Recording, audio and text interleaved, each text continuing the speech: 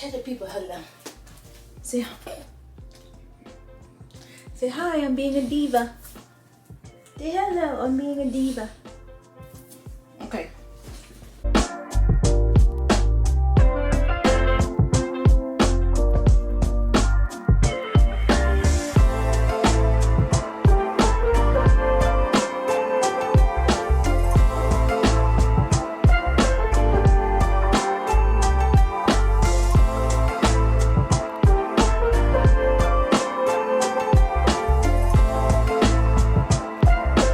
Hi, hello, welcome or welcome back to my channel. My name is Jess, and I have to ask humbly, my Lord, why hast thou forsaken me? So this video, as you can see, is about, is it publishing or is it me? Because if you have watched a lot of my videos this year, I have not been having an amazing reading year. I have read over 75 books, and I can only, off the top of my head, name a few that have stuck with me. And I don't expect every book to be a 5-star read, but like, I've just had so many not memorable books. And I'm like, is it me or is it the books? So you're here to hear me work through my process. Now, if it's the books / publishing, my thoughts are, I have been trying to read some newer books, not necessarily all this year, but you know, some I didn't get to last year, but also backlist. But with the newer books, I'm thinking sometimes it's a new author, sometimes it's an author I've read before trying to do something new. And it's like, is publishing just pumping them out? Are they taking time to really read through, edit multiple times, really getting these stories to be the best they can be? I think we know that answer. I don't think so. Not for most of them. Also, are they, obviously, every single book can't be 1000% unique, right? Same tropes, maybe similar storyline, but it's really the author's writing, their characters that make things stand out. I don't feel like I've been reading a lot of great characters that make me feel things. And that could be positive things and rage, because even a villain or an annoying character, when well written, I can understand that, where I'm like, God damn, I hated him so much because he was like a well written villain or antagonist or whatever. And then the opposite, when I love a character, sometimes I've just been feeling or like, I don't even remember by the time I finished the book what was the character's name. And I'm just, we know publishing is a business. I talk about publishing a lot on my channel, and yeah, they care about money first and foremost, and almost that's it. At least the big people in publishing. I'm not talking about every single person in publishing. And so I'm just like, is it just me? Because I see other people living their dreams. I see other people living their best lives and constantly getting 4, 5, 6-star favorite of all time reads. And I'm like, where is that for me? Why have I been left behind? It's almost like I feel like I'm in a reading rapture. Like, did all the good reads get taken from me and I'm just left down here with the mediocre books? It's been really a struggle. Another question about publishing, and less about publishing, I guess this is more on me and the books, is obviously this is YouTube. You watch videos. I make videos. I want people to see them. I would be lying if I said I only made them for myself, because then I would not upload them on the internet. So I try to stay up to date, especially with like more popular books, whether I think I'm gonna like them or not, because I would like to make content about them. I'm not gonna lie. I also have a Patreon. I know my patrons want my feelings on newer books. So I try to read new releases, and a lot of those have not been working for me. So it's like, I know people are like, at the end of the day, you need to read what you enjoy and not just read for content, which is very true. I try to have a balance of that, but I do think that I've been having more on the read for content, less read for enjoyment. However, there are books that I have picked up, not for content, just thinking I would enjoy them, still not loving them. So it's like, Nigel, please. Is there a ghost at the door? Okay, I'm gonna go through, Nigel, please, lay down. I'm just gonna go through, I'm not gonna go through every book on here and tell y'all.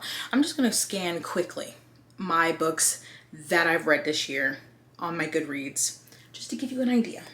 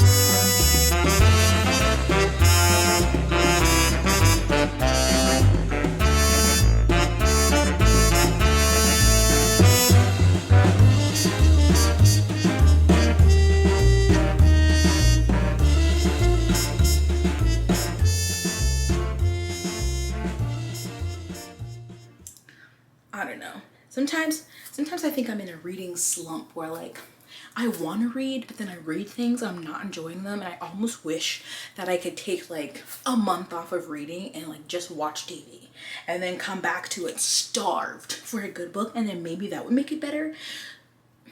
I don't know. Do you think like you read more books? Obviously the percentage of books that you read that are amazing are going to be less because you have a higher number of overall books. So like, I'm like, should I read less? I definitely know I need to DNF more. And then I have all of the ones that I just talked about in my recent wrap up where I chose, or my patrons voted on 6 new releases that came out June, July, August. And out of the 6 of them, I enjoyed 2 of them. So it's just not, I don't understand. Like it's an underwhelming year and I don't know what to do because I'm trying to be very honest in this video. I'm going to be honest in that I'm not going to stop reading some books for content. That's just part of the game, for me at least. But the other books I'm choosing, I'm obviously doing something wrong. Like I have my ones that are always reliable, like, you know, when I read Karen Slaughter's Backlist or reading A Contemporary Romance by Christina C. Jones. Like those are books that are just solid and I'm going to enjoy them. Not necessarily gonna be an all-time fave every time, but still always solid. But other things, I'm just like, what am I doing wrong? Maybe I need to, I don't know. Do you have any ideas? This is really just literally me thinking aloud. I'm wondering if like I need to take a pause on newer things. I need to find more obscure things to read. Maybe I need to just go into a library or bookstore or whatever and just look for books I haven't heard of, like read the back and see if I'm into it. That also. So many times when I talk about videos, especially like anticipated release, I rarely read the full synopsis of a book. I look at a title, I look at the cover. I'm not lying, I judge a book by its cover. Author, genre, all of those things, and then I usually skim and pick up like keywords, and then if it is already out or people have already read advanced copies, I get people's like perspective on how they thought like the book, people who have similar reading taste to me, and others, because if someone who doesn't have a similar reading taste to me really doesn't like it, there's a chance I will. But I haven't been reading like fully what the book is about, and I think that is not working in my favor anymore because I am going into things thinking they're completely different from what they're supposed to be, and some of that information is in the synopsis. And it sucks though because sometimes the synopsis tells way too much and sometimes can even give away like things that could be plot twists or whatever. But I think I need to know more information going into the book. So all of this blabbering is to say, I want to make changes in my reading and I just don't know how exactly. I'm still going to have books that my patrons choose for me to read, and maybe I can alternate every other month to where I do 1 month is newer releases and another month is like backlist. I don't really consider myself a lit fit girly, but maybe I should explore the genre more. Maybe I need to really focus on getting books that aren't in the Western perspective more, which I've talked about wanting to read more translated work and have been slacking on it. Then I saw Ashley's video. If you haven't seen it, I will link it below. And I was like, oh yeah, I've not been doing a good job of reading books outside of the Western perspective. So I'm just like, I think these are the things I need to do, but I'm being honest with, I can make these plans, and then sometimes as a mood reader, it's just easier to fall back on what I know, what I've seen. I'm like, okay, I see this, people are talking about this, let me request it. Or this book is really polarizing, let me see my opinion. So I need to find a better balance. I need to find a better balance between reading things for content, which sometimes I can like love or hate or I can feel the whole, I can feel hate, meh, like love, I can feel it all. But then also I want to have more books that I really enjoy. I think I've also been caught up in the number, even though it's not as bad as it used to be. I still sometimes feel myself seeing or watching wrap-ups and people reading a lot of books, and sometimes it doesn't bother me and sometimes it does, when I'm like, oh, I only read 4 books this month and someone else read 15, and I just need to let that go, especially if I ever get a job. If anyone ever hires me, that number is definitely going to go down. I'm not going to have time to read as much. Anyway, so I guess I would like your opinions on your thoughts on how I can improve my overall reading. If you have recommendations of books or genres or authors or whatever that you think I could enjoy, I'd love that.